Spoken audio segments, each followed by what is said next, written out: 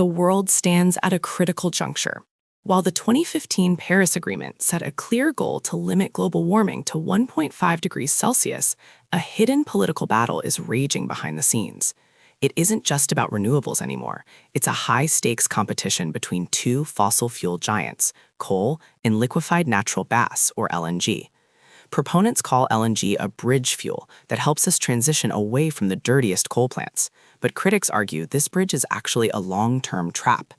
Today, we peel back the layers of lobbying, energy security, and environmental data to see how this rivalry is reshuffling the global political deck and potentially derailing our climate targets. Is LNG really the savior, or just a cleaner-looking version of the same old problem? You might have heard that coal is dead. The data suggests otherwise. In 2023, global coal consumption hit an all-time record, surpassing 8.5 billion tons. Despite decades of climate warnings, coal remains the backbone of the power sector in emerging economies like India and China. Why? Because it's cheap, abundant, and energy-dense. The political pressure to provide low-cost electricity often outweighs international carbon commitments. In nations where energy poverty is a daily reality, the dirty reputation of coal is secondary to the reliable nature of the grid it supports. This resilience creates a massive hurdle for the global phase-out required to meet 2030 milestones. Enter liquefied natural gas. Since 2022, the geopolitical landscape has shifted dramatically. Following the invasion of Ukraine and the subsequent energy crisis in Europe, the United States emerged as the world's leading LNG exporter. LNG is gas cooled to minus 162 degrees Celsius, turning it into a liquid that is 600 times smaller in volume, making it easy to ship across oceans. This has created a new global gas-o-politics. Countries are now rushing to build massive import terminals, locking themselves into gas infrastructure for the next 30 to 40 years. While LNG emits about 50% less CO2 than coal when burned, the infrastructure itself is a multi-billion-dollar political commitment that may be hard to break. The biggest argument for LNG is its lower carbon footprint compared to coal. But there is a hidden variable: methane.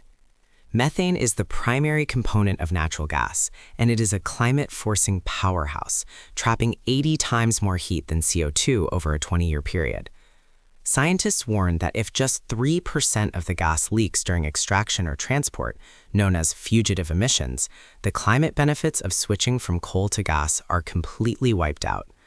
Satellite data is now revealing massive methane plumes from gas fields that were previously unreported. This methane leak reality turns the political narrative of clean gas into a scientific nightmare. The battle between coal and LNG isn't just fought in power plants. It's fought in the halls of government. In the United States alone, the oil and gas industry spends over $100 million annually on federal lobbying. This influence is evident in policies that fast-track LNG export permits, while simultaneously providing subsidies for clean coal technology like carbon capture and storage. Politicians are often caught in a bind. They want to appear green to satisfy voters, but they rely on the tax revenue and jobs provided by these energy giants. This creates a policy deadlock where both industries are protected, slowing the transition to truly zero-carbon sources like wind and solar. Policymakers face what's called the energy trilemma: how to balance energy security, energy equity, and environmental sustainability. Coal is the champion of equity. It's cheap. LNG is currently the champion of security. It's reliable and transportable. But both are failing the sustainability test.